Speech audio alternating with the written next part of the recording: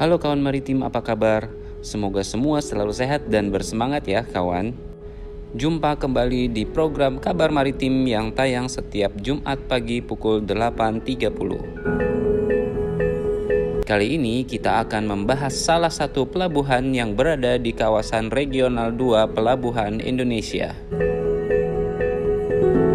yaitu Pelabuhan Teluk Tapang Air Bangis di Kabupaten Pasaman Barat, Sumatera Barat. Pelabuhan ini memiliki panjang 120 meter dan lebar 12 meter dengan akses jalan dari dermaga menuju ke darat sepanjang 57 meter dan lebar 8 meter.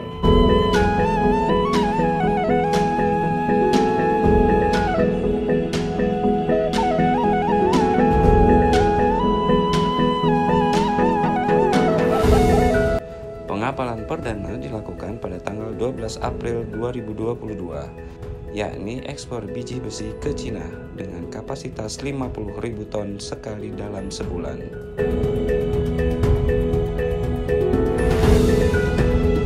Kegiatan bongkar muat di pelabuhan ini memang masih belum bisa dimaksimalkan.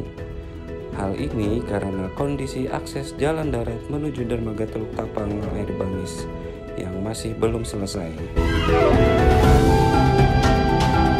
Hingga kini akses jalan tersebut membutuhkan 42 km jalan darat dari jalan utama jalan nasional, sementara yang sudah selesai baru sekitar 23 km.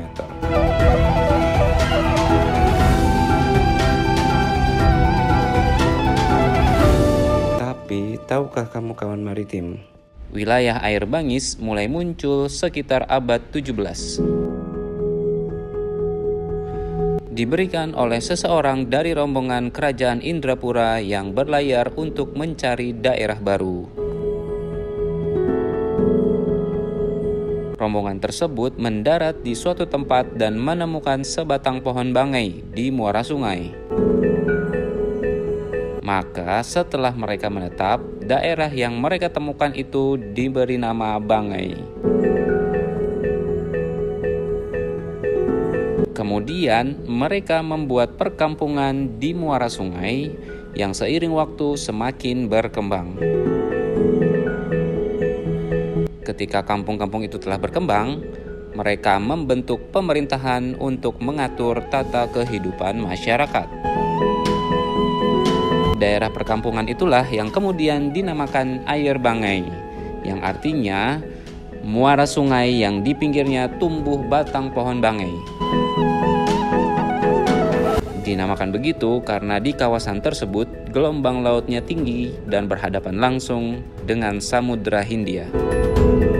Arti air bangis sendiri adalah air yang bengis, yaitu air yang marah untuk menggambarkan secara analogis untuk gelombang laut yang tinggi. Ketika bangsa Eropa datang, mereka menamakan daerah Air Bangis dengan nama Air Bangis dalam catatan-catatan perjalanan mereka.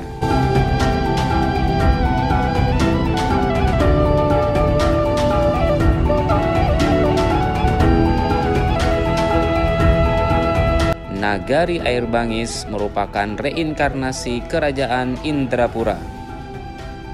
Kerajaan Indrapura merupakan sebuah kerajaan yang memainkan peranan penting dalam sejarah Minangkabau yang terletak di ujung wilayah Minangkabau arah ke Bengkulu.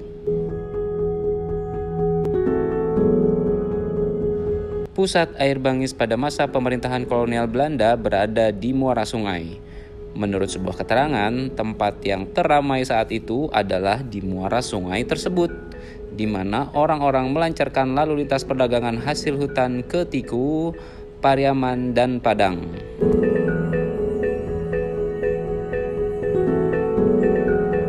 Kota pantai di sepanjang pesisir barat Sumatera berkembang di sekitar muara-muara sungai dan teluk-teluk yang membentuk pusat-pusat niaga yang alami. Ketika hasil-hasil produksi dari dataran tinggi pedalaman dapat diperjualbelikan dengan barang-barang impor dan hasil-hasil laut, terutama garam dan ikan asin.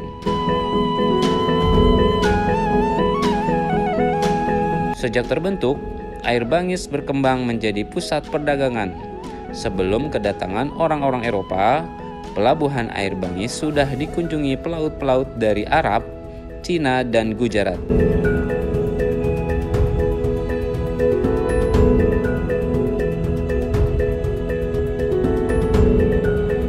Pada tahun 1665, saudagar VOC di bawah pimpinan Jacob Groenewegen mendatangi pelabuhan air Bangis dan mencoba mengusir Aceh dari kawasan ini.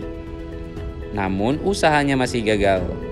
VOC kemudian mendirikan loji dan pemerintahan di pelabuhan air Bangis baru pada tahun 1687 dengan nama Komtoir Utara dengan ibu kota air Bangis.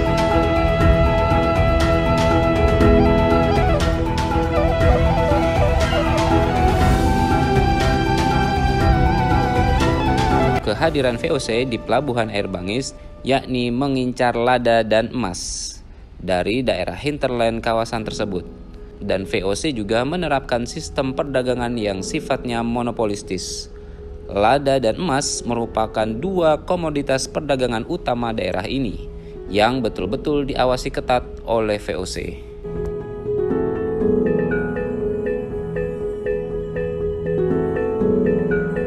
Untuk melakukan transaksi perdagangan dengan penduduk pelabuhan air Bangis, VOC melakukan transaksi yang cukup rumit. VOC mengangkut emas yang didapat dari daerah hinterland pantai barat Sumatera ke pantai Coromandel karena kekurangan uang untuk membeli lada dan rempah-rempah. Di Coromandel, VOC mencetak uang emas sendiri dan membeli kain katun dari India Barat maupun India Selatan. Sejak tahun 1668, kain dijadikan sebagai alat tukar bagi setiap pembelian emas, lada, dan rempah-rempah di pantai barat Sumatera. Dari perdagangan ini, VOC diperkirakan mendapat keuntungan sekitar 75%.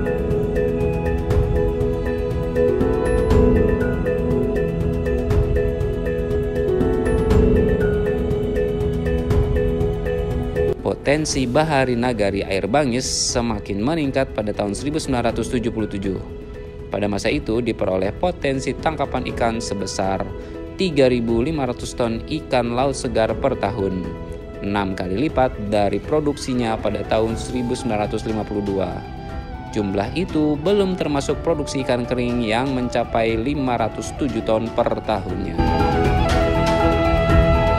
Hingga tahun 2015, nelayan air Bangis melakukan usaha penangkapan ikan dengan menggunakan berbagai alat tangkap, di antaranya pursein atau purseseine, bagan, trammel net, dan gill net yang terdiri dari sekitar 1.160 orang nelayan, belum termasuk nelayan yang menggunakan perahu tanpa motor sebanyak 300 orang.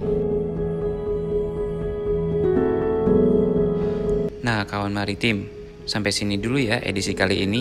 Kita jumpa lagi minggu depan di YouTube channel Museum Maritim Indonesia. Aku, kamu, cinta maritim. Kawan maritim.